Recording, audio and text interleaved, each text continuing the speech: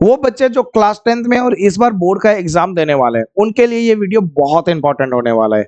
अगर आपने इस वीडियो को एंड तक नहीं देखा ना, तो मुझे मत कहना यार कि भैया मेरे मैथ्स में नंबर इनहेंस नहीं हो रहे, मेरे मैथ्स में 100 में 100 नहीं आ रहे। यार अगर आपको मैथ्स में 100 आउट ऑफ 100 करना है, अपने नंबर को इनहेंस करना है, तो इस वीडियो को टिल एंड तक देखना है ना। आज की वीडियो में बड़ी खास टॉपिक पर डिस्कस करने वाले हैं। वो टॉपिक है क्या? पहले बात करते हैं हमारे पीछे जो लगा हुआ है वो है क्या। ठीक है, आप देख रहे होंगे यहाँ पे क्वेश्चन है और यहाँ पे उसका सॉल्यूशन लिखा हुआ है ना। ये वो क्वेश्चन पेपर है, ठीक है, और ये वो सॉल्यूशन है जिसका आंसर दे करके बच्चे ने मैथ्स में 100 आउट ऑफ 100 लाया था। कहाँ पे? बोर्ड एग्जाम में, है ना। तो वो बच्चा जो मैथ्स में 100 आउट ऑफ 100 बोर्ड एग्जाम में ला चुका है, उसका आंसर शीट आपके सामने लाया हूं भैया। तो वो ऐसे लिखता है? नहीं यार, उस वो जो आंसर लिखता है ना, वो पूरा पूरा सीक्वेंस में लिखता है। मैंने क्या किया, क्वेश्चन के अकॉर्डिंग कट कट करके मैंने आंसर अरेंज कर दिया, जिससे आपको समझाने में आसानी हो, है ना। चीजें बड़ी आसानी से समझ में आया, है ना। तो भैया ये पीडीएफ हमें मिल जाएगा क्या?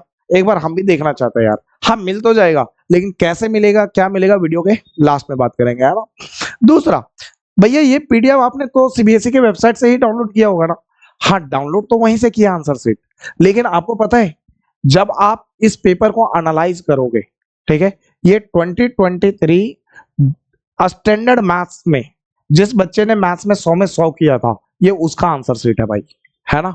ये उसका आंसर शीट है। फिर से बता दे रहा हूं, 2023 लिख देता हूं यार, है ना। 2023 स्टैंडर्ड मैथ्स, है ना, में जो टॉपर था, कहां पे? बोर्ड एग्जाम में, ठीक है, टॉपर ऑफ बोर्ड एग्जाम, ये उसका आंसर शीट है। और इसने कितना किया था मैथ्स में? 100 आउट ऑफ 100, है ना। तो जब आप जाओगे ना सीबीएसई के वेबसाइट पे और क्वेश्चन पेपर डाउनलोड करोगे ना यार, तो बड़ा लफड़ा है। पता है क्यों? 2023 में 2023 में सीबीएसई ने कितने सेट पेपर बनाए थे पता है? 12 सेट। मैथ के 12 सेट बनाए थे 10th के लिए। और इस 12 सेट में कौन सा सेट का ये आंसर है, आप ढूंढते ढूंढते थक जाओगे, है ना, आप परेशान हो जाओगे। तो मैं इसका जो लिंक है वो वीडियो के एंड में दे दूंगा, ठीक है। फिलहाल स्टार्ट करते हैं। देखो यार, जब आप सेक्शन ए को देखो, सेक्शन ए जो होता है वो कितने मार्क्स का क्वेश्चन होता है? 1 मार्क्स, है ना। सेक्शन ए में 1 मार्क्स का क्वेश्चन होता है और इसमें टोटल क्वेश्चन होता है क्वेश्चन नंबर 1 से लेके क्वेश्चन नंबर 20 तक, ठीक है। अब 1 से 20 तक क्वेश्चन होता है। तो जब आप आंसर लिखते हो, 1 मार्क्स के क्वेश्चन का आंसर लिखते हो, तो लिखने का देखो तरीका क्या है टॉपर का। बच्चा क्या कर रहा है? पहला नंबर लिखा, पहले उसका ऑप्शन लिखा, फिर उस ऑप्शन में जो भी लैंग्वेज लिखी गई है उस चीज को भी लिखा, है ना। तो आप जब फाइनल पेपर लिखोगे ना, जब आप फाइनल पेपर लिखोगे तो आपको ऐसे ही लिखना है। बच्चा क्या करता है? बच्चे की एक प्रॉब्लम है, बच्चा सॉल्व कैसे स्टार्ट करता है वो देखो। बच्चा एक काम करता है, क्वेश्चन नंबर फर्स्ट है तो क्यू फर्स्ट, फिर नीचे लिखता है सॉल्यूशन, और सॉल्यूशन में जाके लिखता है पहले का आंसर ए है भाई। कुछ बच्चा ऐसे लिखता है क्वेश्चन नंबर फर्स्ट, ठीक है, और उसका आंसर लिखता है पहले का ए। और कुछ बच्चा ऐसे लिखता है आंसर, ठीक है, और यहाँ पे 1 लिख करके यहाँ पे लिखता है क्वेश्चन नंबर फर्स्ट, मतलब ऑप्शन फर्स्ट है इसका, है ना। फिर गड़बड़ हो जाती है। तो आपको ऐसे नहीं लिखना, रिप्रेजेंटेशन बहुत मैटर करता है, क्योंकि सीबीएसई जो होती है ना, वो रिप्रेजेंटेशन में नंबर देती है। तो क्या भैया ये हमने गलत लिखा है? गलत नहीं लिखा आपने, गलत नहीं लिखा है, इस पे भी आपको नंबर मिलेगा। लेकिन एक होता है ना कि सामने वाले को फील आए कि हाँ, बंदे ने जो लिखा है वो अच्छा लिखा है। जैसे आप बचपन में ड्राइंग बनाते होंगे, तो एक बच्चा जो था वो बहुत अच्छा ड्राइंग बनाता था। जैसे किसी ने आपको कहा कि यार ऐसा करो कि एक घर का, बादल का, पेड़ का डायग्राम बनाओ, आपने बनाना चालू किया और बच्चे ने बनाया, ठीक है। तो एक बच्चा जो था वो उसमें बहुत अच्छे से रिप्रेजेंट कर रहा हर एक चीज, घर, बादल, ठीक है, और क्या कहते हैं इंसान, सारी चीजें, पेड़ पौधे बड़े अच्छे से रिप्रेजेंट कर रहा है बड़े तरीके से। और आपने भी घर, बादल, पेड़ पौधे, इंसान बनाए, लेकिन आपने जैसे तैसे बना दिए, है ना। तो क्या होगा? होगा क्या कि आपका जो डायग्राम है, आपने जो ड्राइंग किया है वो किसी को अट्रैक्ट नहीं करेगा, आपकी रिप्रेजेंटेशन अच्छी नहीं है। तो कभी भी आप जब पेपर लिखते हो ना तो उसमें रिप्रेजेंटेशन बहुत मैटर करता है, ठीक है, क्योंकि सीबीएसई स्टेप मार्किंग में नंबर देती है। तो लिखने का सही तरीका क्या है, सही मेथड लिखने का ये है कि अगर आप क्वेश्चन नंबर फर्स्ट कर रहे हो तो केवल फर्स्ट नंबर लिखो। अब फर्स्ट नंबर लिख करके अगर आपको लगता है पहले का ए ऑप्शन सही है तो ए लिख दो बस। अगर आपको लगता है कि और भी कोई तरीका है, हाँ लिखने का तरीका है ना, और जैसे क्वेश्चन नंबर फर्स्ट लिखा, फर्स्ट में आपको करना क्या है, ए नंबर है तो ए नंबर, ठीक है, लिख करके जो इसका आंसर है, जो लैंग्वेज यहां लिखा है, मान के चलो ए नंबर में 25 वैल्यू दे रखा है तो आप ऐसे भी लिख सकते हो।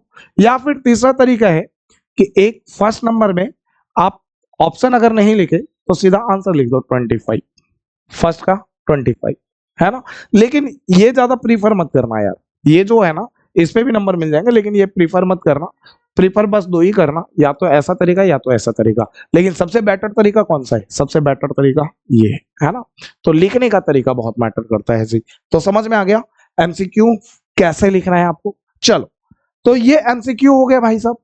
अब एमसीक्यू में एक खास बात बताता हूं, देखो बड़ी इंटरेस्टिंग बात बताता हूं, बहुत इंटरेस्टिंग बात, इस बात को गौर करना यार।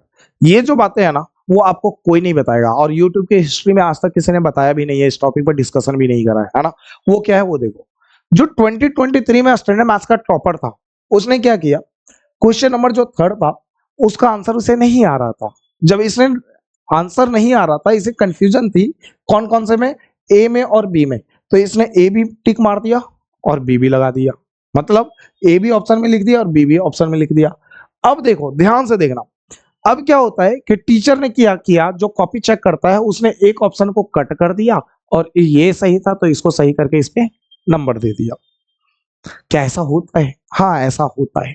अगर एक आध क्वेश्चन में अगर आपको कंफ्यूजन है कि ए होगा या बी होगा तो आप दोनों ऑप्शन लिख दो, ठीक है। अगर टीचर अच्छा होगा तो वो उसको कट करके दूसरे पे नंबर दे जाएगा, ठीक है। और ये लाइव प्रूफ दिखा रहा हूँ भाई, लाइव प्रूफ दिखा रहा हूँ, देख भाई देख, है ना। ऐसा नहीं कह रहा हूँ अपने मन से बात बना करके, लाइव प्रूफ दे रहा हूँ भाई, प्रूफ है ये, है ना।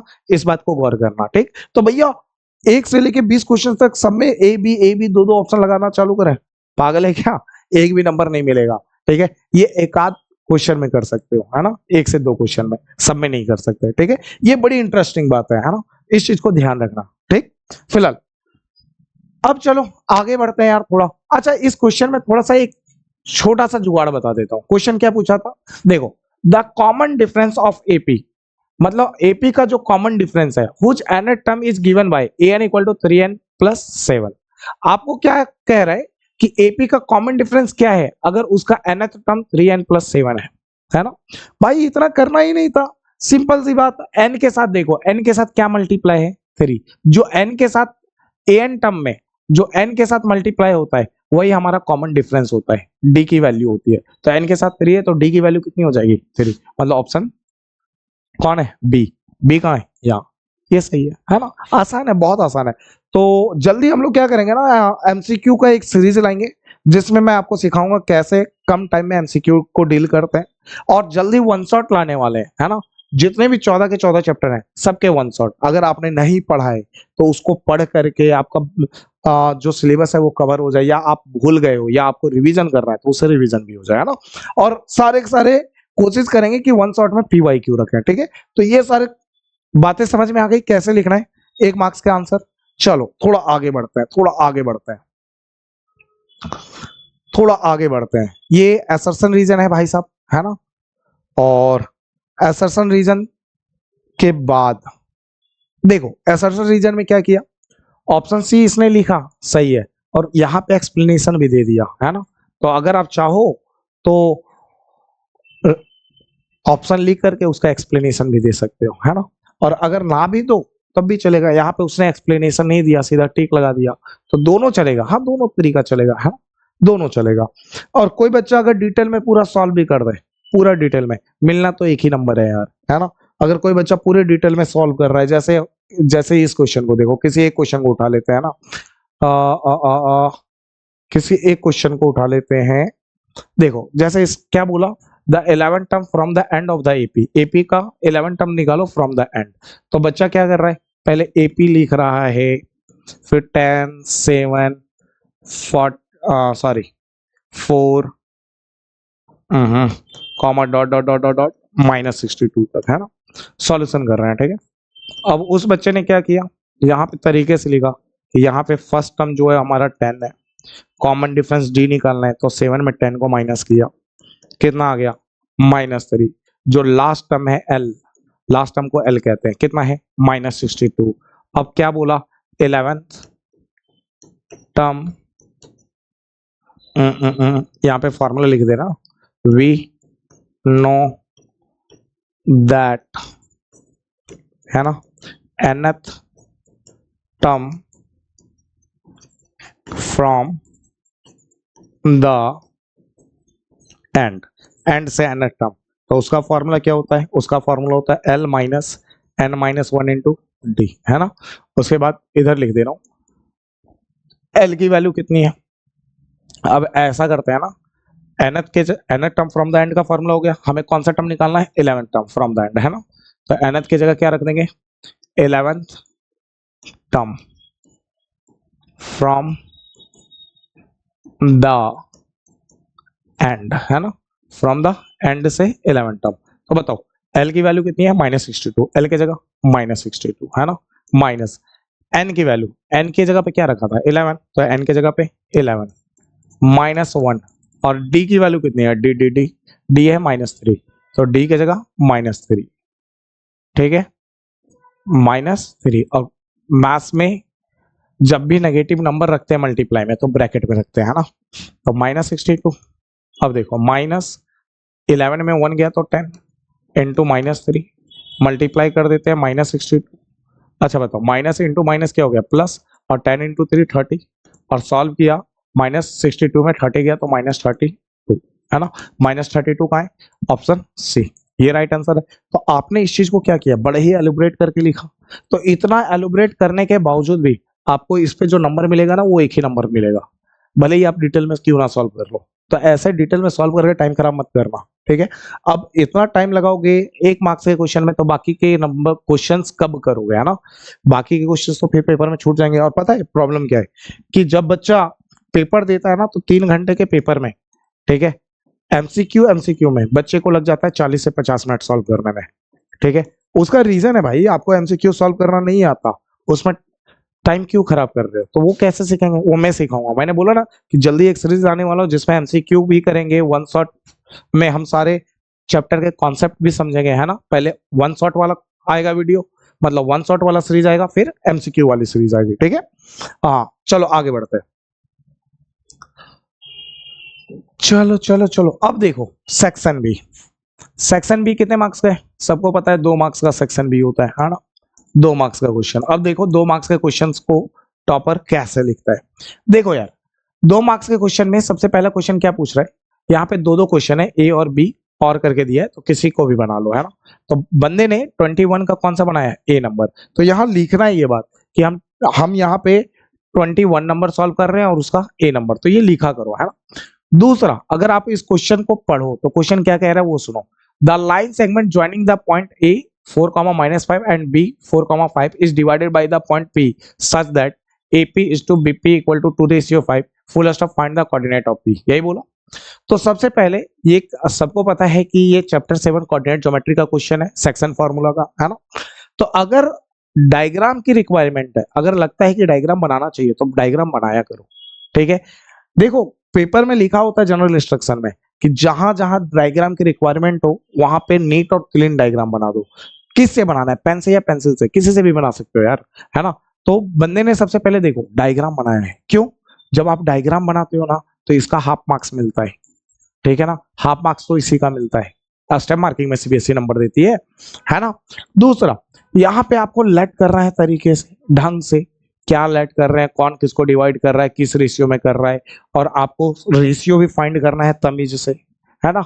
रेशियो फाइंड करने के बाद फिर आपको पॉइंट का कोऑर्डिनेट फाइंड आउट करना है। तो जो फॉर्मूला लगा रहे हो वो भी तरीके से लिखना है कि फॉर्मूला लगाते जा रहे हैं, और साथ में जो आंसर आया उस आंसर को हाईलाइट भी करना है। देखो डब्बे में हाईलाइट किया है, ठीक है। क्यों डब्बे में हाईलाइट करना है, इसलिए डब्बे में हाईलाइट किया जाता है बच्चे जब टीचर कॉपी चेक करता है ना, ध्यान से सुनना मेरी बात, जब देखो मैं क्या बता रहा हूं, मैं बता रहा हूं कि बोर्ड में जो आंसर्स होते हैं उसको हाईलाइट क्यों किया जाता है।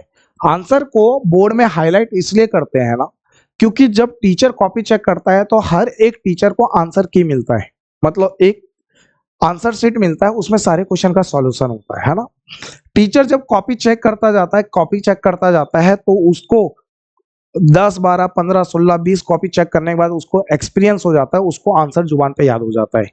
तो जो वो बच्चा जिसने अपने कॉपी में नीट एंड क्लीन लिखा है, बड़े साफ सुथरे से चीजों को लिखा है, बड़े साफ सुथरे से, उसका पहला क्वेश्चन सही, दूसरा सही, तीसरा सही, चौथा सही, पांचवा सही, छठा सही, ऐसा सही हो जा रहा है लगातार 10 12, तो टीचर के माइंडसेट में क्या बन जाता है पता है, ये बच्चा पढ़ने वाला है ना। फिर टीचर उसकी कॉपी एक एक चीज बारीकी से नहीं चेक करता, बल्कि वो केवल आंसर देखता, आंसर मैच कर गया, टिक लगाता जाता है, टिक लगाता जाता है ना।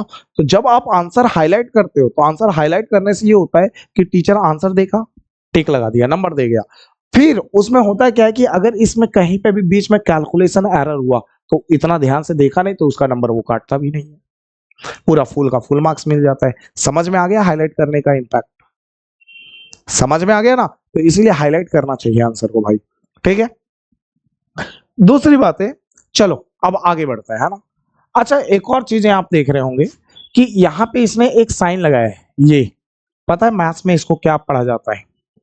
इसको मैथ्स में पढ़ा जाता है इम्प्लाइज टू और इसका भी अंतर है भाई। बहुत सारे लोग स्वैग में ऐसे लगा देते हैं, बोलते हैं यार इक्वल टू तो हम लगाते हैं ना, इक्वल टू की जगह हमें थोड़ा सा यूनिक बनना है, बी आई यूनिक है ना, तो हम ऐसा साइन लगाएंगे। अरे बेवकूफ, ये गलत हो जाएगा, पता है इसको पढ़ा जाता है इक्वल टू, इसको पढ़ा जाता है यहाँ पे इम्प्लाइज टू।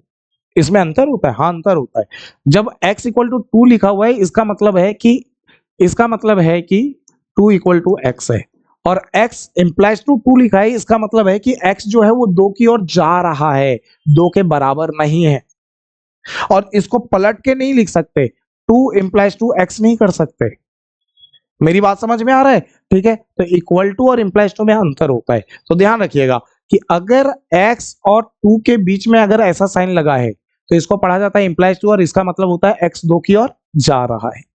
ठीक है, तो आज के बाद ये साइन मत लगाना भाई, अगर इक्वल टू है तो इक्वल टू लगाना। तो भैया ये साइन और कहां लगाया जाता है? एक और जगह लगाया जाता है, जैसे x प्लस 2 इक्वल टू 4 दिया है, मुझे स्टेप बढ़ाना है, तो हम x इक्वल टू 4 प्लस 2 इधर आया तो -2, हम यहाँ पे लगा सकते हैं। अब इसका मतलब यहाँ पे क्या हुआ? इसका मतलब यहाँ पे हुआ और, इसका मतलब यहाँ पे क्या हुआ? और। ठीक है, तो ध्यान रखना अगर बीच में लग जाए, ठीक है, इक्वल टू के जगह पे ये साइन लग जाए, तो इसको पढ़ा जाता है इंप्लाइज टू। इंप्लाइज टू का मतलब होता है x जो है वो 2 की ओर जा रहा है, और अगर इक्वल टू लग रहा है इक्वेशन में, और सबसे स्टार्टिंग में अगर ये साइन लग जाए, तो इसको पढ़ा जाता है और का मतलब होता है ये स्टेप बढ़ाने के लिए यूज होता है। जैसे कभी कभार होता है ना कि कोई बच्चा कॉपी में सॉल्व कर रहा है, और उसकी कॉपी में पेज की कमी है, नीचे जगह ही नहीं है, तो वो इसके आगे सॉल्व कर सकता है, और इंप्लाइज ऐसे साइन लगा के कर सकता है ना। अब सुनो, अब यहाँ पे ये +2 उधर गया तो -2, 4 -2, अब और जगह नहीं है तो ऐसे भी कर सकता है, x बराबर, ठीक है, 4 में 2 गया तो 2, है ना। और आंसर को डब्बे में हाईलाइट किया करो। मेरी बात समझ में आ गया? तो आज के बाद इस साइन और इस साइन में डिफरेंट कर लेना यार, ठीक है। अच्छा, ये साइन भैया, तो ये साइन कब लगाना है? देखो, ये स्टेप बढ़ाने के लिए लगाया जाता है, जब नया स्टेप यूज करो तब ये साइन लगा लो, है ना। और अगर ना लगाओ तो ये साइन ना लगाओ तब भी कोई आपत्ति नहीं है भाई, इस साइन को अगर आप यूज ना भी करो तब भी कोई फर्क पड़ता नहीं है। तो भैया यूज ही नहीं करता हूं यार, बड़ा कंफ्यूजन हो जाता है कि इक्वल टू लगाऊं, इसके पहले ये लगाना है, तो यूज ही नहीं करे, चलेगा? हाँ चलेगा भाई, दौड़ेगा, है ना। तो टेंशन मत लिया करो, ठीक। फिलहाल उम्मीद है यहां तक समझ में आ गया क्या चीजें हैं, कैसे नहीं है। तो ये 2 मार्क्स के क्वेश्चन है भाई, ठीक है। अच्छा, देखो हर जगह पे आप देख रहे होंगे आंसर हाईलाइट कर रहा है बंदा, बहुत तमीज से आंसर हाईलाइट कर रहा है, एक एक चीज को बड़े स्टेप में लिख रहा है, कैलकुलेशन बड़े तरीके से कर रहा है। इस चीज को समझो यार, ऑब्जर्व करो, नहीं करोगे तो गड़बड़ हो जाएगी, है ना। ठीक है, डायग्राम की जरूरत है, डायग्राम लिख रहा है, यहाँ देखो फिर से आंसर इसने हाईलाइट करा, तो इस चीज को सीखो, ठीक है, ये सीखने वाली चीज है। हाँ, यहाँ पे देखो, अगर इसने यहाँ पे कोई फॉर्मूला यूज किया है, तो उस फॉर्मूले को यहाँ पे ब्रैकेट में लिख रहा है, तो ये बड़ी इंपॉर्टेंट चीज है, इंपॉर्टेंट पार्ट है, ये आपको लिखना चाहिए, है ना। देखो यहाँ पे क्वेश्चन में देखो, आपको क्या बोला, इसने 25 का ए किया, 25 का ए क्या है, if A cos theta plus B sin theta equal to M, A sin theta minus B cos theta equal to N, then prove that. Proof ये करना है, तो ये सबसे पहले जो गिवन है वो लिखता है, फिर प्रूफ करना है वो लिखता है, फिर यहां से सॉल्व करना स्टार्ट करता है। तो ये भी पैटर्न है, ये लिखने का तरीका है जो आपको सीखना चाहिए यार। उम्मीद है मेरी बातें समझ में आ रही है। यहाँ फॉर्मूला लगाया, वो फॉर्मूला भी उसने यहाँ पे लिखा है ना, ठीक है। इस बात को गौर करना, थोड़ा ध्यान देना इन चीजों को, ठीक है, बड़ी इंपॉर्टेंट बातें हैं यार। अब देखो, अब स्टार्ट होता है सेक्शन सी। सेक्शन सी कितने मार्क्स का, 3 मार्क्स का, है ना, 3 मार्क्स का हर एक क्वेश्चन होता है। अब सेक्शन सी में क्या ध्यान रखना है, सेक्शन सी में भी सेम पैटर्न चल रहा है। देखो यहाँ पे इक्वल टू के पहले इंप्लाइज टू ये लगा रहा है, या फिर और बोलो, है ना, और लगा रहा है यहाँ पे, और पढ़ा करो ज्यादा बेहतर है ना। अब यहाँ पे क्या है, ठीक है, अगर वो इक्वेशन फर्स्ट यहाँ पे यूज कर रहा है तो ब्रैकेट में लिखा है वो है यूजिंग इक्वेशन 1, है ना। आगे बढ़ते हैं भाई, आगे बढ़ते हैं, आगे बढ़ते हैं। ये है 27 नंबर, जो आप देख रहे हो कैसे करना है ना। आपको तो पैटर्न बता ही चुका हूं सॉल्व करने का, ठीक है। एक एक चीज अगर वो देखो, यहाँ पे इस क्वेश्चन को ऑब्जर्व करो, क्वेश्चन नंबर कौन सा है, इसने कौन सा किया है, ए किया है या बी, तो इसने क्वेश्चन नंबर ए किया है ना। इस क्वेश्चन में जो गिवन है, सबसे पहले उसने क्या किया, यहाँ पे डायग्राम बनाया नीट एंड क्लीन। अब ये डायग्राम जो था ऐसा नहीं था कि क्वेश्चन पेपर में नहीं गिवन था, क्वेश्चन पेपर में डायग्राम गिवन है ना, फिर भी इसने सॉल्यूशन के टाइम डायग्राम बनाया। तो इसका मतलब समझते हो कि जब क्वेश्चन पेपर में भले ही डायग्राम गिवन हो, आपको सॉल्यूशन में डायग्राम दोबारा बनाना है। मेरी बात समझ में आ रही है, डायग्राम दोबारा बनाना है, ठीक है। दूसरा, सबसे पहले आपको गिवन लिखना है जो क्वेश्चन में दे रखा है, फिर क्या प्रूफ करना है वो लिखना है। फिर यहां अगर प्रूफ लिख रहे हो, प्रूफ यहाँ पे अगर प्रूफ दैट या टू प्रूफ लिख रहे हो, ठीक है, तो यहाँ पे प्रूफ में स्टार्ट करना है। अच्छा भैया, ये प्रूफ कब कब लिखते हैं, प्रूफ 2 जगह लिखते हैं, जब यहाँ पे प्रूफ दैट हो या शो दैट हो, है ना, तब यहाँ पे प्रूफ करते हैं। और अगर यहाँ टू फाइंड हो तो यहाँ कैलकुलेशन लिखते हैं। ये बड़ी इंपॉर्टेंट चीज है ना, इस चीज को ध्यान रखो। लिखने का पैटर्न बहुत मैटर करता है, बार बार कह रहा हूँ, नहीं तो नंबर कट जाएगा। अगर ये बच्चा यहाँ पे टू प्रूफ लिखा और यहाँ पे कैलकुलेशन लिख देता ना, तो नंबर कट जाता, उसका हाफ मार्क्स, है ना, टीचर काट भी सकता था नंबर। तो एक एक चीज देखो, क्या कहाँ से आया, कैसे गिवन है, कौन क्या है यहाँ पे, जब वो यहाँ पे सिमिलर कर रहा है तो एक एक चीजें को लिख रहा है ना, बड़ी बड़ी तरीके से लिख रहा है आपको, बड़े तरीके से। और देखो यहाँ पे उसने एक मिस्टेक करी थी, इस चीज को गौर करो। यहाँ पे वो सीपीएसटी लिखा था, फिर उसको लगा नहीं यार इसको काट देते हैं, तो उसने तुम्हारे जैसा खिचड़ी नहीं पकाया ऐसे ऐसे ऐसे ऐसे ऐसे, पागल है क्या। उसने एक बार ही क्या किया, पेन ऐसे ऐसे 2 बार कट लगा दिया। आप कुछ मत करो, आपको जब भी खिचड़ी लगे कि गलत है, डब्बे में डालो, एक बार इधर से इधर कट लगा के आगे बढ़ जाओ, है ना। हाँ, और दूसरा एक और बड़ी प्रॉब्लम होती है, पता है, एक इंटरेस्टिंग चीज बताओ क्या होता है। मान के चलो कोई बच्चा कोई कैलकुलेशन कर रहा है, कैलकुलेशन वाला क्वेश्चन आएगा तो बताते हैं, है ना। देखो देखो देखो, अच्छा मान के चलो कोई बच्चा यहाँ पे कैलकुलेशन कर रहा है, कैलकुलेशन करते समय उसे कंफ्यूजन हो गई कि यार यहाँ प्लस होगा कि माइनस होगा। तो बच्चा सोचता है क्या है पता है, बच्चा ये सोचता है यार ऐसा करते हैं ना, प्लस एक लाइन खींचते हैं और माइनस को थोड़ा बोल्ड कर देते हैं, ऐसे कर देते हैं थोड़ा सा थोड़ा सा। अब जो अगर प्लस होगा तो टीचर प्लस सोच लेगा अपने हिसाब से, और माइनस होगा तो माइनस सोच लेगा। अरे टीचर कुछ ना करेगा, टीचर काट के आगे बढ़ जाएगा, ठीक है ना। और भाई तू जब 15-16 साल का होकर इतना तेज बन रहा है, तो वो तो तुम्हारे जैसे कई बच्चों को पढ़ा चुका है ना, कई हजारों बच्चों को पढ़ाता है, कई हजार कॉपी चेक करता है, तो उसे पता है कि बच्चा कितना तेज खेल सकता है। वो अगर तुम तेज बनने की कोशिश करोगे ना, वो सीधा कॉपी रौंद कर आगे निकल जाएगा। तो ये गलती कभी मत करना यार, है ना। तो हमेशा ध्यान रखना, परफेक्ट रखना, प्लस है तो प्लस, माइनस है तो माइनस, कहानी खत्म, है ना। इस चीज को ध्यान रखियो भाई। देखो आंसर को यहाँ पे भी उसने हाईलाइट करा है ना। तो ये छोटी छोटी बातें लेकिन बड़ी काम की बातें हैं यार। अब थोड़ा सा आगे बढ़ते हैं, है ना, आगे बढ़ते हैं आगे बढ़ते हैं आगे बढ़ते हैं आगे बढ़ते हैं। अब यहाँ पे सेक्शन डी स्टार्ट होता है ना। और सेक्शन डी स्टार्ट होता है, एक एक क्वेश्चन को देखो कितने प्यार से लिख रहा है, डायग्राम बना रहा है।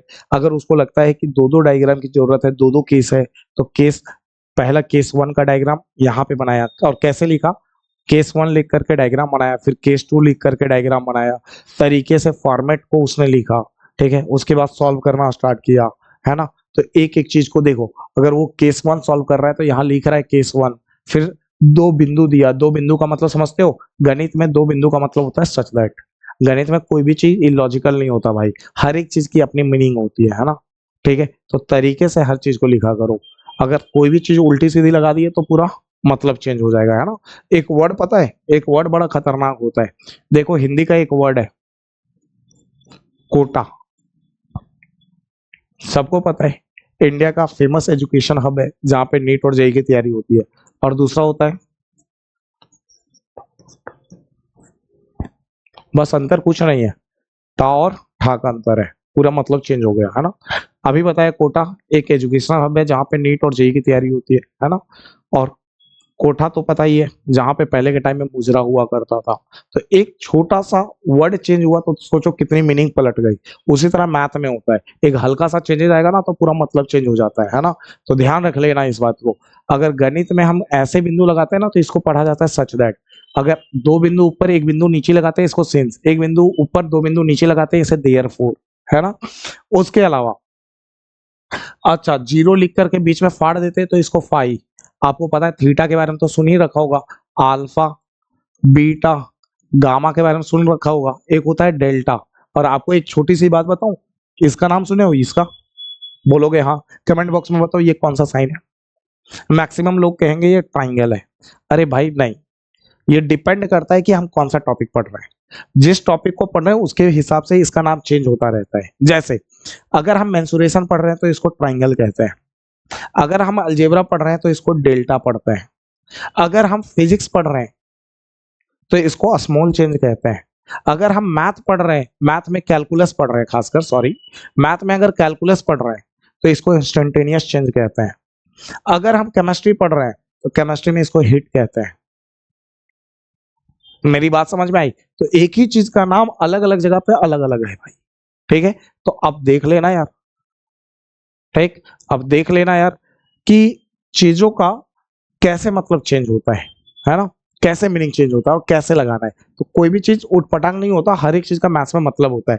जैसे कल मैंने लिख दिया, मैंने एक लाइन बोला x such that x is a natural number, इतना लंबा चौड़ा लाइन बोला। अब इसको शॉर्ट में ऐसे लिखता है x such that x is a natural number, मतलब इतना बड़ा लाइन बोला इसको शॉर्ट में लिख दिया। हाँ, ये आप 11th में सीखोगे लिखना, लेकिन आप अभी से साइन से इंट्रोडक्शन लोगे तभी तो सीखोगे। अब साइन के बारे में छोटी छोटी चीजों के बारे में नहीं पता होगा तो 11th में कैसे पता चलेगा और भी साइन के बारे में, वहां पे भी नेगलेक्ट करते हुए जाओगे फिर तो और दिक्कत हो जाएगी, है ना। तो ध्यान रखा करो इन बातों को फिलहाल। अच्छा इस चीज को देखो, ये आंसर था, इसको हाईलाइट किया इसमें, है ना। अभी मैंने कहा था ना कि एक ही लाइन में स्टेप बढ़ाना है, तो आप ठीक है एरो मार के लिख सकते हो, लेकिन इसने एक काम करा। वो काम क्या करा, इधर एक दूसरा ट्राइंगल सॉल्व कर दिया, इधर दूसरा, जगह नहीं थी तो कर दिया भाई ने, है ना। चलो, उम्मीद है मेरी बातें अच्छे से समझ में आ रही हैं आपको, है ना। तो ये कुछ बातें थी और जो मैंने आपको क्लियर कर दी, डायग्राम एक एक क्लियर बंदा बना रहा है बड़ा साफ सुथरे से। और पूरे पेपर में देखो यार कहीं ओवर राइटिंग नहीं दिख रहा होगा, बहुत ना के मात्रा में गलतियां दिख रही होंगी, है ना। ये आपका केस स्टडी क्वेश्चंस है ना। और केस स्टडी क्वेश्चंस दे रखे हैं तो उसने सॉल्व करना स्टार्ट किया बड़ी तरीके से लिखकर, और एक एक चीज को बहुत तरीके से सॉल्व कर रहा है, फर्स्ट सेकेंड थर्ड। और अगर उसको लग रहा है कि यहाँ से थोड़ा सा अलग करें, ठीक है, पता नहीं चल रहा अलग हो रहा है, तो क्या किया, स्केल लेकर के बीच में एक लाइन खींच दिया ताकि उसको पता चले इधर का पार्ट अलग है इधर का पार्ट अलग है ना। तो आप ऐसे भी कर सकते हैं यार, ठीक है। तो इस चीज को ध्यान रखिएगा। और हाँ, इस बंदे ने क्या किया है कि जो आंसर है उसके बगल में रफ किया है। तो आप पे डिपेंड है, आप चाहो तो बगल में लाइन खींच के रफ कर सकते हो, लेकिन ज्यादा बेहतर होगा कि आप रफ कॉपी के पीछे करो, वहां पे रफ लिख लिया करो और पीछे रफ किया करो, है ना। गंध सामने मत फैलाया करो यार, है ना। फिलहाल आगे बढ़ते हैं। तो ये कुछ चीजें थी जो आपको मैंने अच्छे से दिखा दिया।